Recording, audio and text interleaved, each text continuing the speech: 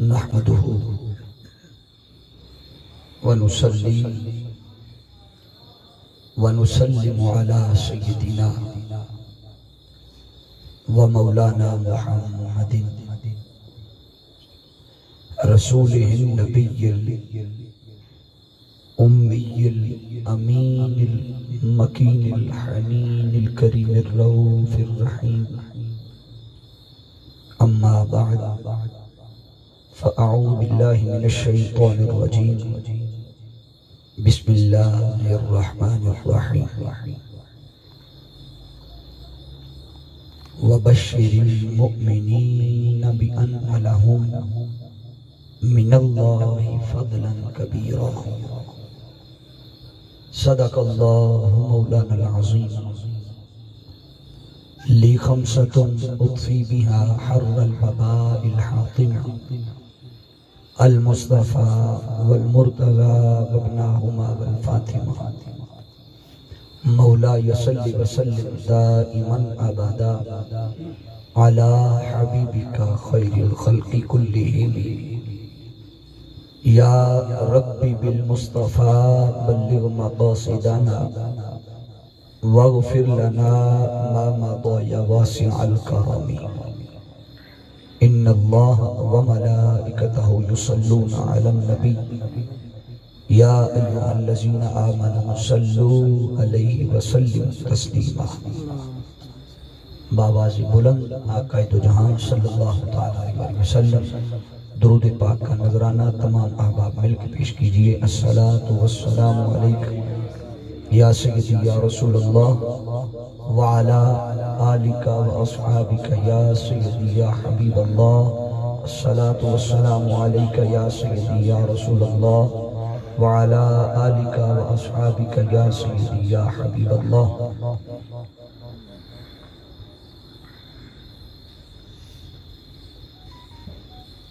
مکان تولا مکاتی کے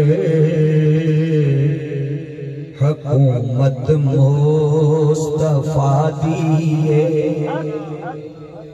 مکان تولا مکاتی کے حکومت مصطفیٰ دیئے. مکاتولا مکاتی کے حکومت مصطفیٰ دیئے. حکومت مصطفیٰ دیئے. جتھوں مجرم بری ہونے عدالت مصطفیٰ دیئے. جتھوں مجرم بری ہونے عدالت مصطفیٰ دیئے. اور کوئی آپ جیسا عاشق تھا، کسی نے پوچھا بتاؤ رب سے مانگنے کا موقع ملے تو کیا مانگو؟ تو آپ جیسا عاشق تھا جو اس وقت بھی اللہ اور اس کے رسول کے ذکر کی مجلس میں اپنے تمام کام چھوڑ کے آ گیا. اس نے جو مانگا اس کی طلب پہ رشک کیجئے. میں کی عاشق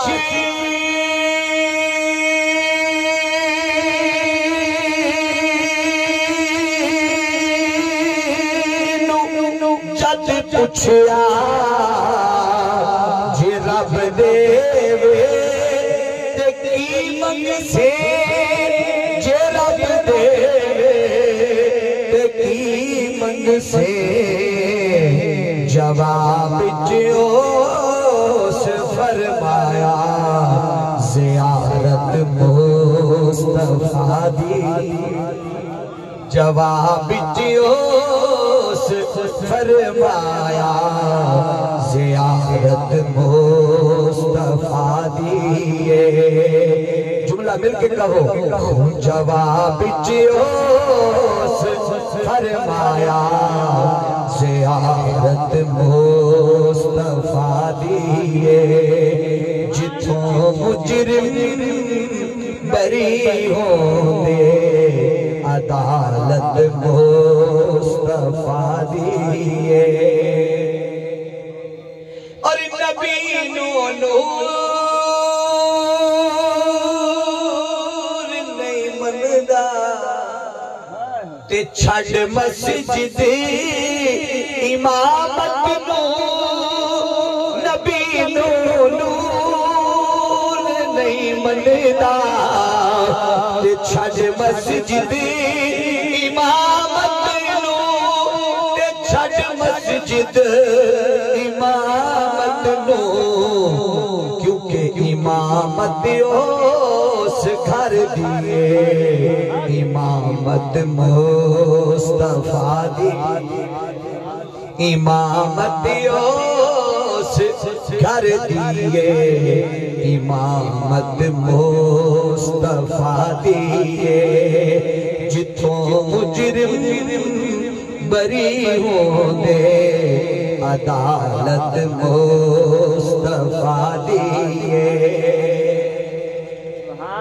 اور بڑا قابل توجہ شعر ہے نبی ہوئے ولی ہوئے نبی ہوئے ولی ہوئے عمر ہوئے علی ہوئے نبی ہوئے ولی ہوئے عمر ہوئے علی ہوئے عمر ہوئے علی ہوئے خدا دے بعد ہر ایک نو ضرورت مصطفیٰ دیئے خدا دے بعد ہر ایک نو ضرورت مصطفیٰ دیئے اے در زہرا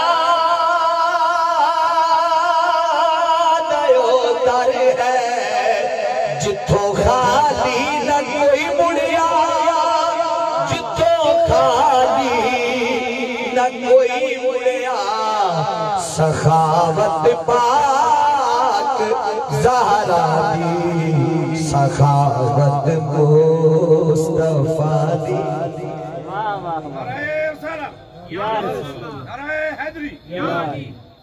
اللہ رب العزت کی حمد و ثنا کے بعد آقا دو جہاں صلی اللہ تعالیٰ علیہ وسلم کی بارگاہ پہ پناہ ہدیہ محبت و عقیدت کے پھول نچھاور کرنے کے بعد انتہائی واجب احترام معزز و محتشم معزز علماء کرام ثنا خان مصطفیٰ اور علاقہ بھر کی سیاسی سماجی مذہبی دینی علمی فکری اور معتبر شخصیات جو قرب و جوار سے چل کر تحریک منہاج القرآن عباس پور کے زیر اہتمام ماہانہ درس عرفان القرآن جو کہ جس کی میزبانی آج محترم محمد شفیق قریشی صاحب فرما رہے ہیں جو کہ اپنے والدین کے اصال ثواب کے لیے اور ان کے برادر حافظ و قاری عبدالرشید صاحب جو یوکے میں ہیں یہ ان کی طرف سے بھی ہے ان کے بھی اعزاء و اقارب کے اصال ثواب کے لیے یہ ماہانہ درس عرفان القرآن کی نشست ہے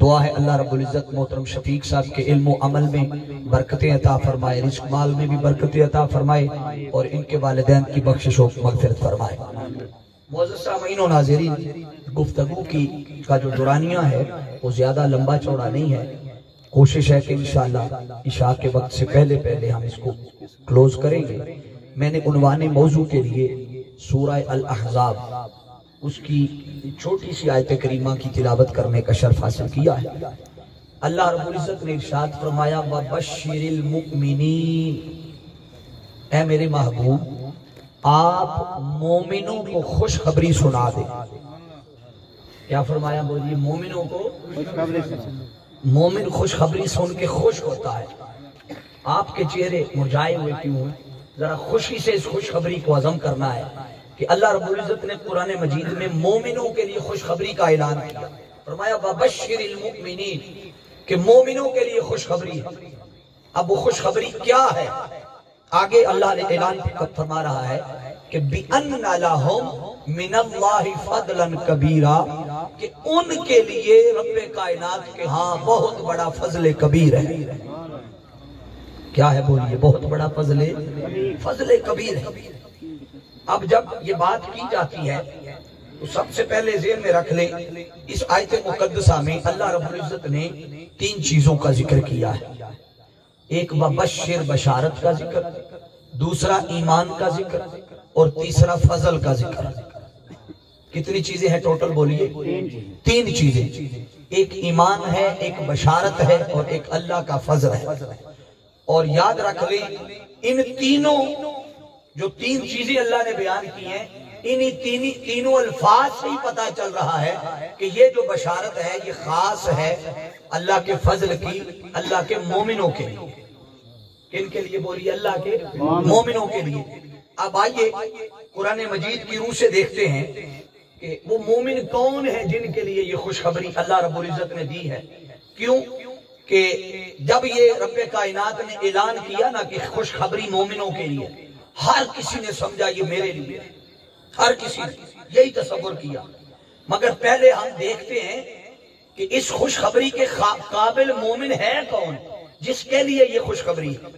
یہ بات سمجھنے والی ہے، کیونکہ خوشخبری کا اعلان سن کر تو ہر کوئی یہی سمجھتا ہے کہ یہ خوشخبری، بولتے جائیے ذرا، خوشخبری یہ میرے لیے ہے۔ مثلا اگر اس کو مکتبہ فکر پہ ڈیوائیڈ کیا جائے، تقسیم کیا جائے، تو ہر مکتبہ فکر اس آیت کو پڑھ کے نتیجہ یہ نکالتے ہیں کہ یہ خوشخبری ہمارے لیے ہے۔ کیوں کہ وہ کہتے ہیں مومن ہم ہیں۔ کوئی ہاتھ بار بار اٹھا کے نماز پڑھنے والا ہو تو وہ کہتا ہے یہ خوشخبری میرے لیے ہے۔ کوئی ہاتھ چھوڑ کے نماز پڑھنے والا ہو تو وہ کہتا ہے خوشخبری میرے لیے ہے۔ کوئی ہاتھ باندھ کے نماز پڑھتا ہے تو وہ کہتا ہے خوشخبری میرے لیے ہے۔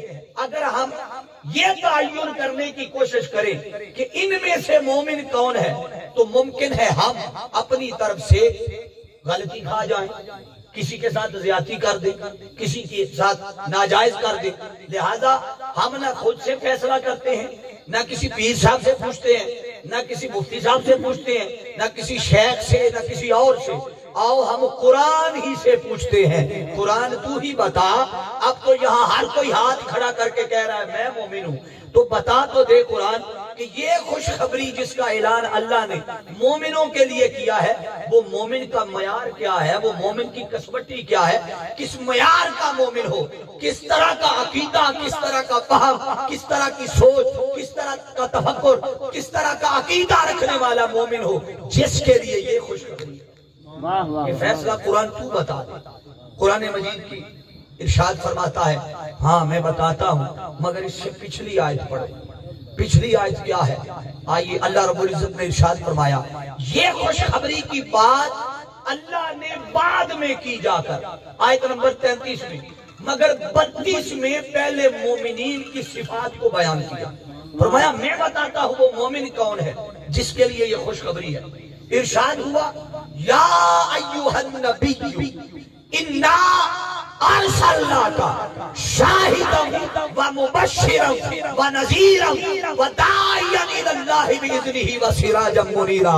فرمایا نانا یہ خوشخبری کسی ایسے ایمان والے کے نہیں جو اپنے ایمان کو نماز بنیاد بنا کر کہے میں نماز زیادہ پڑھتا ہوں میں مومن ہوں، میں سجدے زیادہ کرتا ہوں میں مومن ہوں، میں روزے زیادہ رکھتا ہوں میں مومن ہوں، میں قرآن زیادہ پڑھتا ہوں میں مومن ہوں، میں صدقات و خیرات زیادہ کرتا ہوں میں مومن ہوں۔ وہ فرمایا یہ معیار ایمان کا ہے ہی نہیں۔ قرآن نے بتا دیا ایمان کی کسوٹی اور ایمان کا معیار کیا ہے۔ اللہ نے قرآن مجید میں ارشاد فرمایا، یا ایھا النبی انا ارسلناک شاہدا۔ آؤ میں بتاتا ہوں وہ مومن کون ہے جو مصطفیٰ صلی اللہ تعالیٰ علیہ وسلم کی ان 6 شانوں کے ساتھ میرے محبوب کو مانے، وہی حقیقت میں مومن ہے۔ سبحان اللہ، وہی حقیقت میں بولیے ایمان والا ہے، وہی حقیقت میں مومن ہے۔ ہاں کسی کے ذہن میں آ سکتا ہے کہ کئی لوگ ایسے ہیں جو بہت بڑے عالم دین ہوتے ہیں، ان کے پاس علم ہوتا ہے، کئی لوگ ایسے ہیں جن کے پاس بہت بڑا عمل ہے، وہ نمازیں بھی بڑی پڑھتے ہیں، عبادت بھی بڑی کرتے ہیں، صدقات و خیرات بھی کرتے ہیں، چلے بھی لگاتے ہیں، تبلیغ پہ بھی جاتے ہیں، سارا کچھ کرتے ہیں، تو کیا ایسے اعمال کرنے والا بھی مومن نہیں؟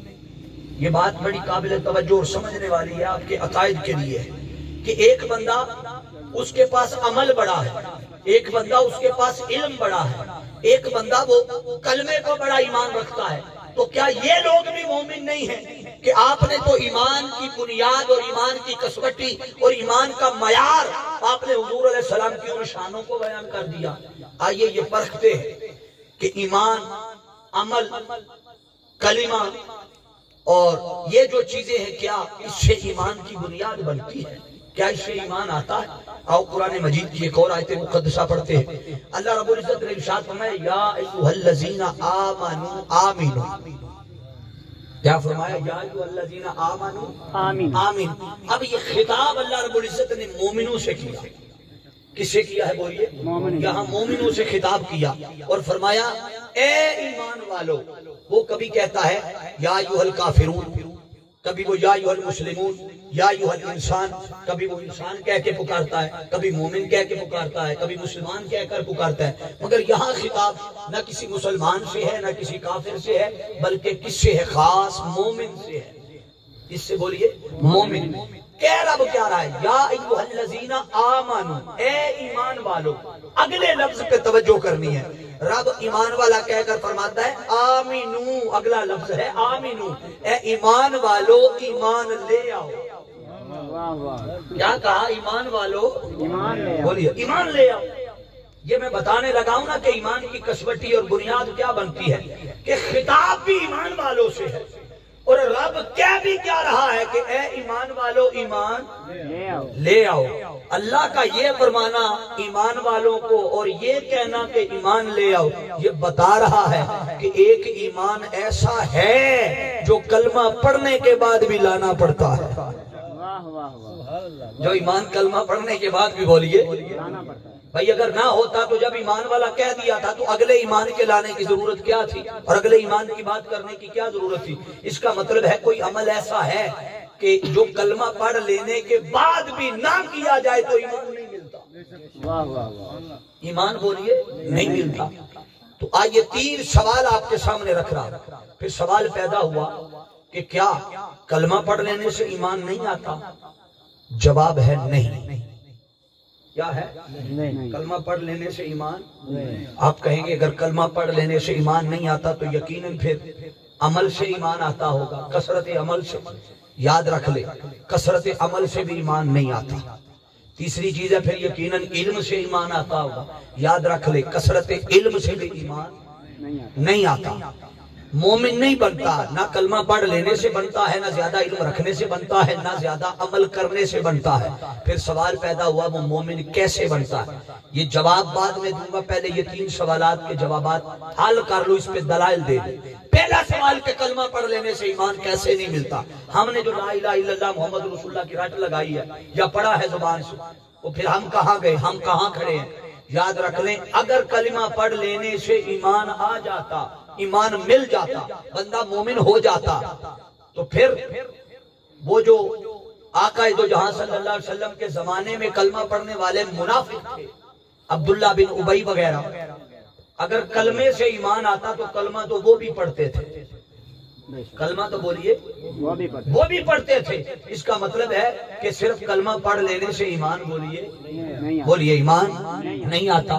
دوسرا سوال ہے کہ پھر یقیناً عمل سے ایمان آتا ہوگا، نماز روزہ حج زکوٰۃ ان سے ایمان آتا ہوگا۔ یاد رکھ لے ایمان ان سے بھی بولیے اس سے بھی ایمان نہیں آتا۔ کیسے؟ آپ کہیں گے نمازیں کہاں گئی، روزے کہاں گئے، حج کہاں گئے، زکوٰۃ کہاں گئی، یہ سارے اعمال ہمارے کہاں گئے؟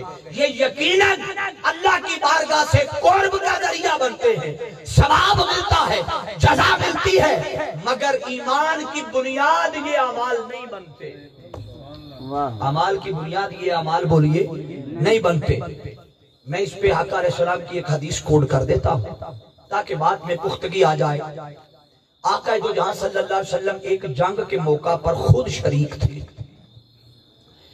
ایک شخص دور سے حضور کو دیکھا اور آقا علیہ السلام کو دیکھا وہ بڑا حسین و جمیل نوجوان ہے۔ حضور کو دیکھ کر اس نے دیکھا بڑا چمکتا چہرہ ہے، کنڈل والی زلفیں نظر آ رہی ہیں۔ حضور کے حسن کو دیکھا تو دور نہ رہا، اس سواری پہ بیٹھا بیٹھا آقا علیہ السلام کی بارگاہ میں آ گیا۔ حضور کی جب بارگاہ میں آیا تو آ کر کہا کہ آپ کون ہیں؟ پوچھا آپ کون ہیں؟ جانتا نہیں تھا۔ नाम सुना हुआ था, हुजूर को देखा नहीं था। बोलिए, हुजूर को देखा नहीं था। आका अलैहिस्सलाम की बारगाह में आया तो आकर पूछा आप कौन हैं? आका अलैहिस्सलाम ने फरमाया अना मुहम्मदुर रसूलुल्लाह, मैं अल्लाह का रसूल हूँ। जब आका अलैहिस्सलाम ने ये कहा तो वो कहने लगा अच्छा आप अल्लाह के रसूल हैं। जब देखा तो फिर दिल में ख्याल आया कि इतना हसी चेहरा किसी झूठे का नहीं होता, इतना खूबसूरत हसी चेहरा किसी झूठे शख्स का नहीं हो सकता। वो दिल की दुनिया बदली, अंदर की कैफियत बदली। अल्लाह रब्बुल इज्जत ने काया पलट दी थी, दिल में ख्याल आया क्यों ना ईमान ले आऊं इसको, इस पे मान लूं, जो ये दावत देता है, जिस तौहीद की तरफ बुलाता है, जिस तालीमात की तरफ बुलाता है, क्यों ना वो मान लूं। अर्ज किया है मोहम्मद सल्लल्लाहु अलैहि वसल्लम बताओ अगर मैं आपका कलिमा पढ़ लूं तो आप मुझे क्या देंगे? कलिमा पढ़ लूं तो मुझे, बोलिए जरा, मुझे क्या देंगे? अब जो आका अलैहिस्सलाम ने दिया वो बाद में बताता हूँ, मगर यहाँ मैं एक नुक्ता अर्ज करना चाहता हूँ। ये सवाल करने वाला कौन है शख्स? काफिर। बोलिए कौन है? काफिर है। मगर तसव्वुर करे सवाल क्या कर रहा है। वो कह रहा है कि ऐ मोहम्मद सल्लल्लाहु अलैहि वसल्लम अगर कलिमा पढ़ूं तो क्या देंगे।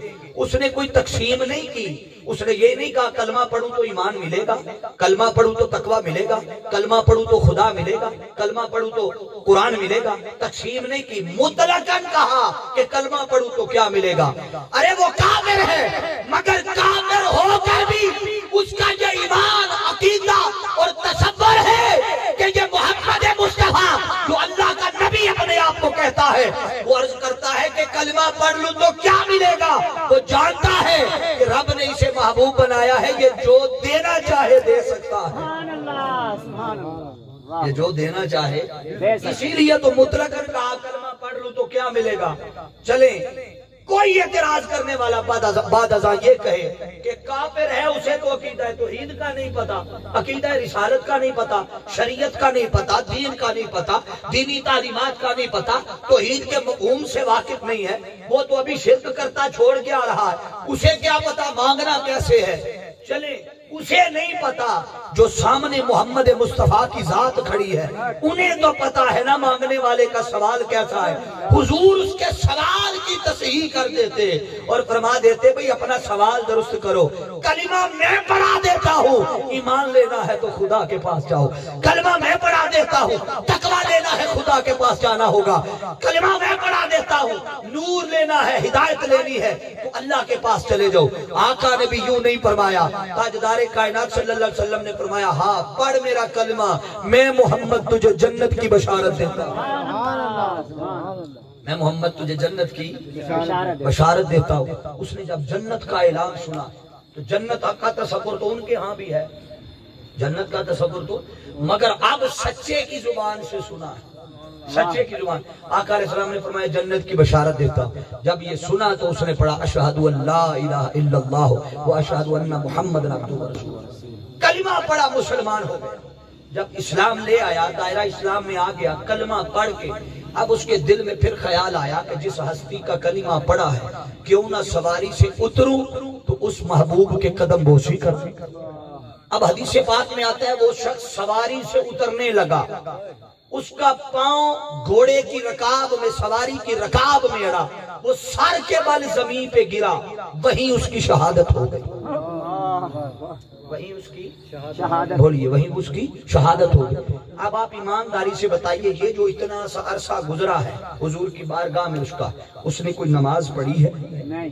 बोलिए जरा, नमाज पढ़ी है? इसका मतलब ये नहीं है कि आप भी नमाज छोड़ दें। मैं बता रहा हूँ ईमान की बुनियाद कौन सी शय बनती है। ये नमाज, रोजा, हज, ज़कात जो अल्लाह ने फर्ज की है ये अल्लाह के कुर्ब का जरिया है, मगर ईमान की बुनियाद नहीं। बोलिए ईमान की बुनियाद नहीं है। उसने आका दो जहां सल्लल्लाहु अलैहि वसल्लम के बारगाह में उतरने के लिए वो उसकी शहादत वहीं हो गई।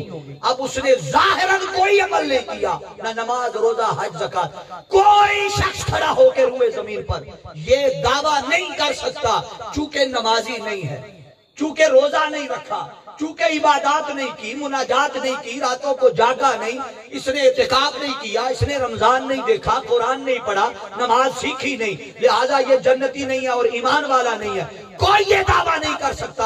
अरे जिस हस्ती के लिए, जिस शख्स के लिए खुद नबियों का सरदार ऐलान कर दे कि तू जन्नती है, उस शख्स से दुनिया का कोई शख्स जन्नत छीन नहीं सकता। बेशक बेशक। تو آپ نے دیکھا ظاہراً اس نے کلمہ پڑھا ہے مگر عمل ظاہراً کوئی نہیں ہوا، بولیے نہیں کیا۔ اگر ایمان عمل سے آتا تو اس شخص کے پاس تو عمل ہے ہی نہیں، ہوئے ہوئے اس شخص کے پاس تو بولیے عمل ہے ہی نہیں، مگر پھر بھی وہ مومن ہو گیا ہے، پھر بھی وہ مومن ہے۔ ہے۔ پتہ چلا کہ ایمان عمل سے بھی نہیں آتا، ایمان عمل سے کلمے سے بھی نہیں آتا، عمل سے بھی نہیں آتا، آپ لوگ لگتا ہے یا تو سردی ہے تو نہیں ہے مگر ٹھنڈے ٹھنڈے بیٹھے ہوئے ہیں، یا بات سمجھ نہیں آ رہی اردو میں؟ آ رہی ہے تو ہاتھ اٹھا کے ذرا کہیں سبحان اللہ، پتہ چلے مجھے۔ ایمان کلمے سے بولیے نہیں آتا، ایمان ظاہری عمل سے نہیں آتا۔ پھر تیسرا سوال رہ گیا کہ کیا پھر ایمان یقیناً علم سے آتا ہوگا؟ کیوں کہ علم بھی نور ہے، علم کیا ہے؟ نور ہے، اور ایمان بھی نور ہے، ایمان بھی نور ہے۔ تو نور کی کشش سے، نور کی برکت سے، نور کے فیض سے نور آ جانا چاہیے۔ تو یاد رکھنے ایمان علم سے بھی نہیں آتا۔ اس پہ میں قرآن مجید سے ایک دلیل دے دیتا ہوں، وہ کیا کہ جب اللہ رب العزت نے انسان کو بنانا چاہا، قرآن مجید سورہ بقرہ اٹھائیے، اللہ رب العزت نے حضرت آدم علیہ السلام کو بنانا چاہا تو فرشتوں کو جمع کیا، اور ان کو جمع کر کے ان میں ابلیس بھی تھا، وہ اس وقت صدارت کر رہا تھا، قیادت کر رہا تھا۔ تو اللہ نے فرمایا کہ میں وَإِذْ قَالَ رَبُّكَ لِلْمَلَائِكَةِ، قرآن کہتا ہے وَإِذْ قَالَ رَبُّكَ لِلْمَلَائِكَةِ إِنِّي جَاعِلٌ فِي الْأَرْضِ خَلِيفَةً، اور میرے محبوب وہ وقت یاد کرو جب اللہ رب العزت نے فرشتوں سے کہا کہ میں زمین پہ اپنا نائب مقرر کرنے والا ہوں، خلیفہ بنانے والا ہوں۔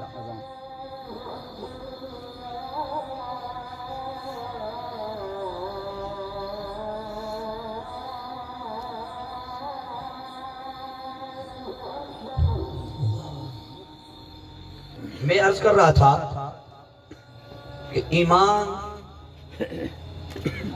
کی جب بات آتی ہے تو ادھر اللہ رب العزت نے حضرت آدم علیہ السلام کو جب بنانے کا ارادہ کیا تو فرشتوں سے کہا وَإِذْ قَالَ رَبُّكَ لِلْمَلَائِكَةِ إِنِّي جَاعِلٌ فِي الْأَرْضِ خَلِيفَةً، میں زمین پہ اپنا نائب بنانے والا ہوں۔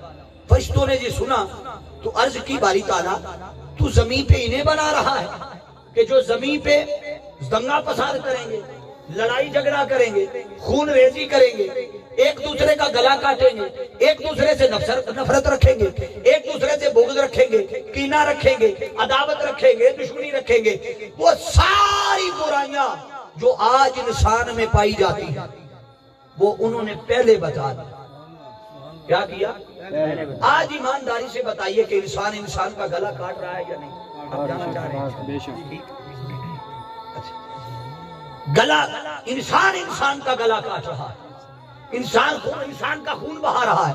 یہ جو ساری برائیاں انسان کے اندر پائی جاتی ہیں، آپ مجھے بتائیے ایمانداری سے یہ ہیں یا نہیں؟ ان کا علم وہ اللہ نے جب کہا تھا کہ میں انسان بنانے والا ہوں، اس وقت وہ ابلیس نے اور فرشتوں نے اللہ کے حضور بتا دیا۔ اب سوچ، میں جو جملہ اور نقطہ عرض کرنا چاہتا ہوں، اگر علم سے ایمان آتا تو مجھے بتائیے پھر ابلیس بھی صاحب ایمان ہوتا؟ کیا ابلیس بھی؟ بھئی یہ جو بات اس نے کی ہے جو کئی ہزار سال بعد میں جا کے ہونی تھی، اس نے پہلے بتا دی۔ بات علم والی تھی۔ کیا تھا بات؟ علم والی تھی، مگر علم والی بات اور علم بھی اسے دولت ایمان بولیے نہ دے سکا۔ اس پہ ایک اور قول پیش کر دیتا ہوں، ابو جہل کا قول ہے۔ ابو جہل وہ کہتا تھا انا نحن نعلم انک رسول اللہ، وہ کہتا تھا، ابو جہل کہتا تھا ہم جانتے ہیں آپ اللہ کے رسول ہیں، حضور علیہ السلام کو کہتا تھا ہم جانتے ہیں آپ اللہ کے رسول ہیں مگر ہم ایمان نہیں لائیں گے۔ مطلب کیا کہ جاننا، علم کا معنی ہے جاننا، علم کا معنی ہے جاننا۔ تو ابو جہل کا جاننا اور علم رکھنا، اگر ایمان علم سے آتا تو ابو جہل بھی صاحب ایمان ہوتا۔ تو اب تین چیزیں حل ہو گئی، ایمان علم سے بولیے نہیں آتا، عمل سے نہیں آتا، ایمان کلمے سے نہیں آتا۔ آپ کہیں گے اتنی پہلیاں بجھا رہے ہیں پھر بتا دیں ایمان کیسے آتا۔ یاد رکھ لے دو چیزیں خاص ہیں، ایک وہ جس سے ایمان آتا ہے، ایک وہ جس سے ایمان بچتا ہے۔ جیسے ایمان، یہ دونوں چیزیں انسان کے لیے ضروری ہے۔ پہلی چیز، نہ ایمان علم سے آتا، نہ عمل سے آتا، نہ کلمے سے، پھر کس سے آتا؟ کسی اور شے سے ایمان نہیں آتا۔ ایمان آتا ہے تاجدار کائنات صلی اللہ علیہ وسلم کی محبت سے۔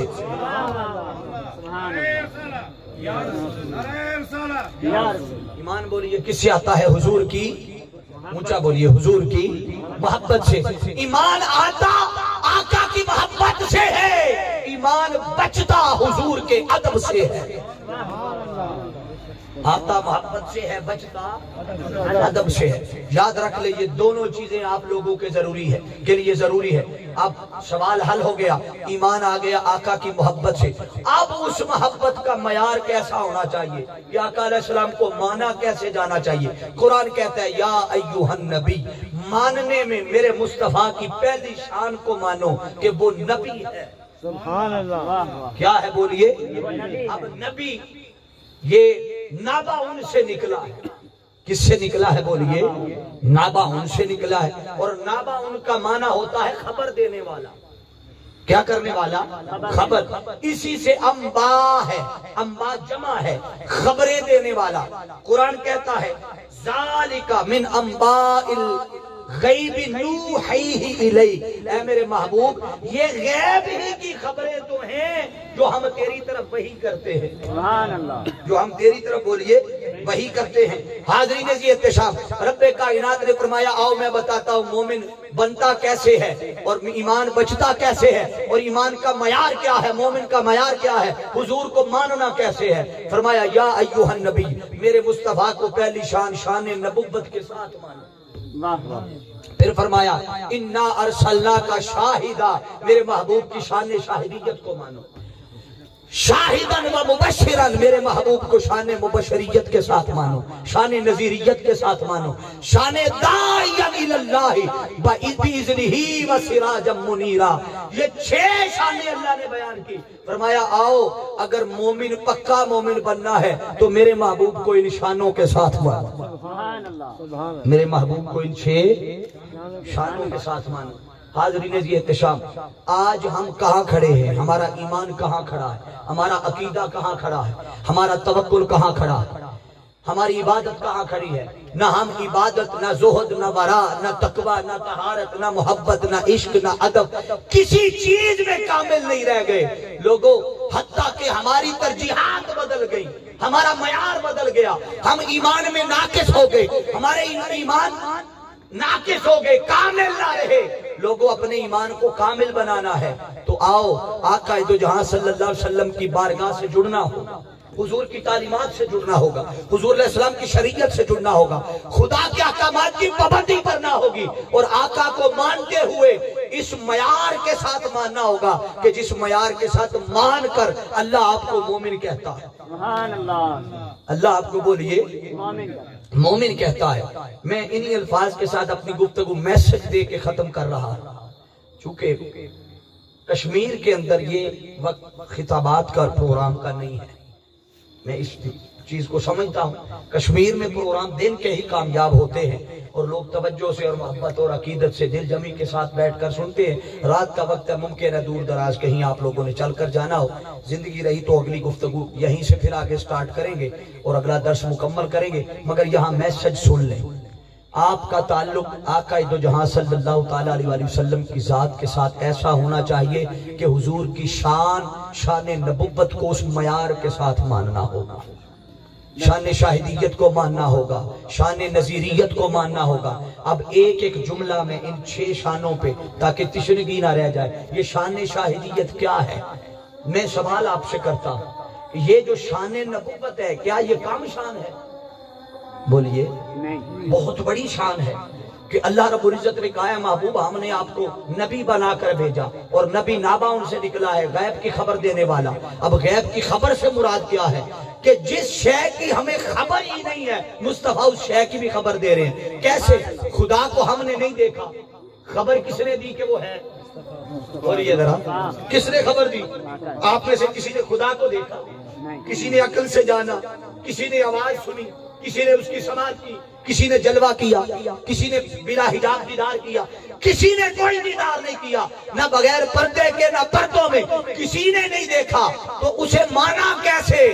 اس کے ایک ہونے کی خبر مصطفیٰ نے دی۔ سبحان اللہ، بے شک اس کے ایک ہونے کی بولیے خبر۔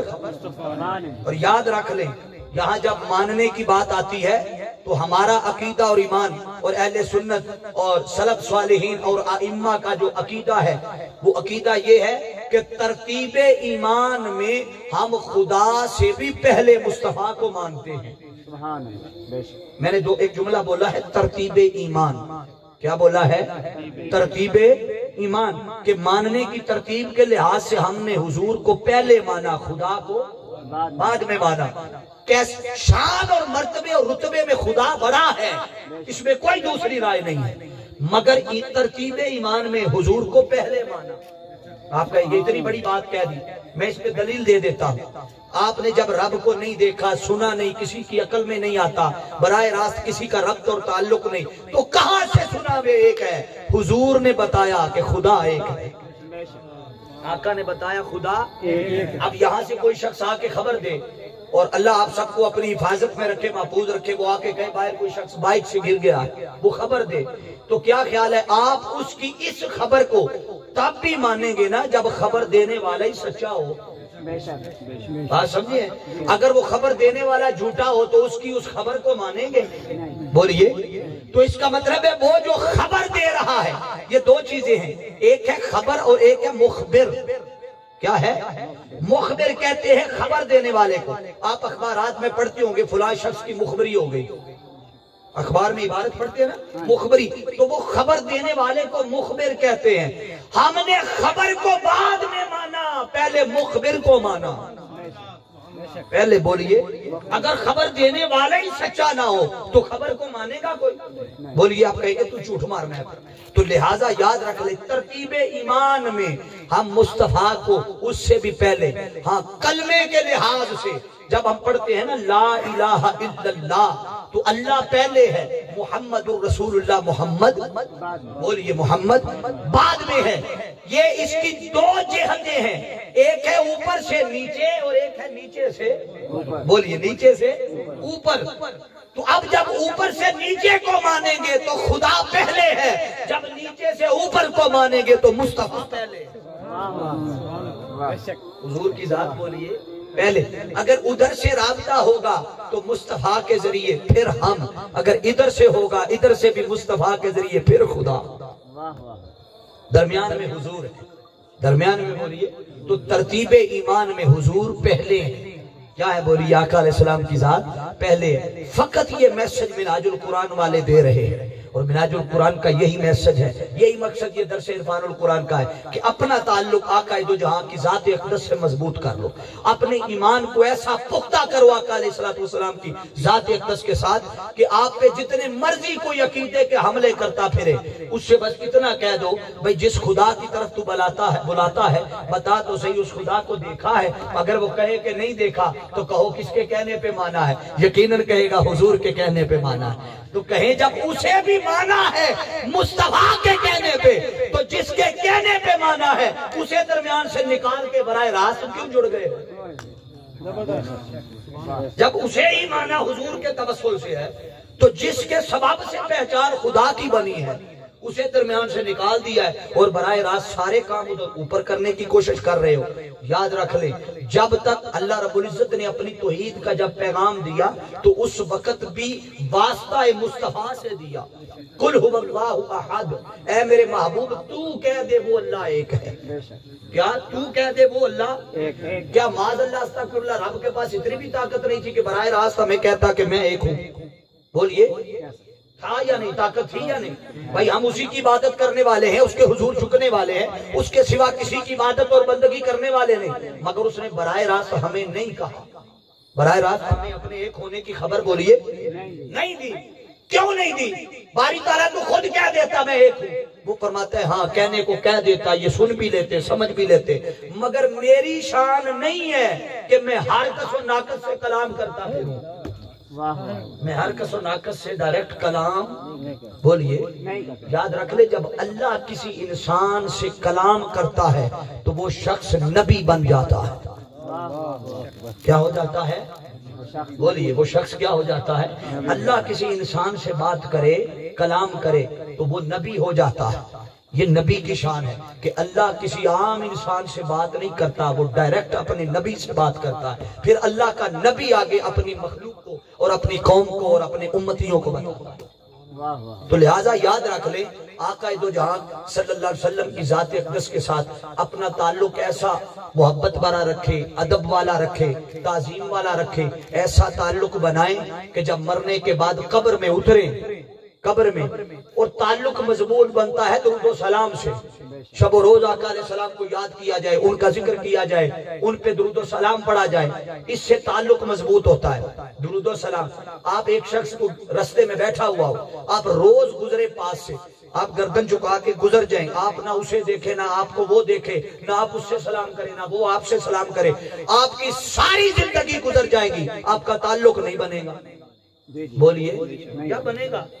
بولیے بنے گا؟ نہیں بنے گا۔ اور ایک شخص آپ ہر روز صبح آتے جاتے ڈیوٹی پہ اس سے سلام لیں تو تعلق بنے گا یا نہیں؟ وہ آپ کو پہچانے گا، آپ اسے پہچانیں گے۔ اب اس مثال کو ذہن میں رکھیں، جب آپ کے شب و روز ذات مصطفیٰ پہ درود و سلام میں گزریں گے تو وہ محبوب بھی تو پہچان جائیں گے نا قبر میں کہ یہ تو وہی ہے جو شب و روز مجھ پہ درود و سلام پڑھتا تھا۔ جب منکر نکیر قبر میں آ کے کہیں گے من ربک، بتا تیرا رب کون ہے، ما دینک، تیرا دین کیا ہے، اور ما کنت تقول فی حق ھذا الرجل محمد، بتا اس ہستی محمد کو جانتا ہے، کیا کہا کرتا تھا دنیا میں، کیا کہا کرتا تھا؟ تو میرا یقین اور وجدان کہتا ہے وہ درود و سلام اور ایمان کی کیفیت اور حضور کو ماننا، حضور سے تعلق، حضور سے نسبت، اس سے پہلے کہ فرشتوں کو بندہ جواب دے خود محمد مصطفیٰ کہیں گے فرشتوں اس سے کیا پوچھتے ہو، میں کون ہوں، مجھ سے پوچھو یہ کون ہے۔ نعرہ تکبیر، نعرہ رسالت، نعرہ حیدری، مجھ سے پوچھو۔ بولیے، کیونکہ وہ تعلق ایسا بن جاتا ہے، پہچان بن جاتی ہے، پھر حضور وہاں اس سے پہلے کہ بندہ آقا کو پہچانے، حضور پہچانتے، آقا پہچان لیں گے کہ یہ تو وہی ہے جس کے شب و روز میری راہ میں گزرے۔ تو حاضرین عزیز احتشام، یہ حلقہ درود، حلقات درود اور دروس عرفان القرآن، قرآن کی تعلیمات اور دیگر منہاج القرآن کے ہمارے جتنے جملہ کارکنان عہدیداران ہیں، وہ آپ اس کے پورے علاقے میں مختلف جگہوں پر ہر ماہ دروس عرفان القرآن کا انعقاد کرتے ہیں، حلقات درود کرتے ہیں۔ اس کا کیا فائدہ ہے؟ اس سے انہیں کوئی مرکز تنخواہ نہیں دیتا، باخدا قرآن سامنے پڑھائے، یہ اپنی جیب سے خرچ کرتے ہیں، اور اپنی جیب سے خرچ کر کے تاکہ ہمارے علاقے کے جو نوجوان ہیں ان نوجوانوں کے سینوں میں عشق و ادب مصطفیٰ کی شمع روشن ہو، حضور کی ذات کے ساتھ تعلق مضبوط ہو۔